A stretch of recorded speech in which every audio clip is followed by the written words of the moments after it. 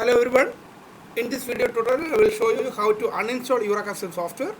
So to uninstall EurekaSim software, you can either go to the control panel, then click on the programs, then you can select uninstall a program, then you select it and then uninstall it like this, or you can go to the programs folder like this and then select EurekaSim, then scroll down.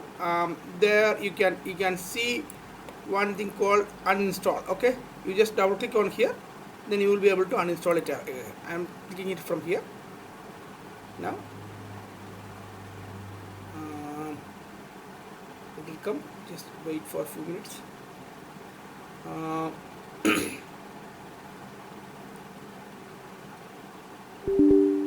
Yes.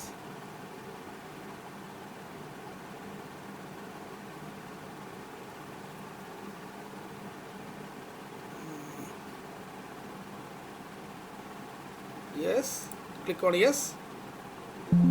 Okay,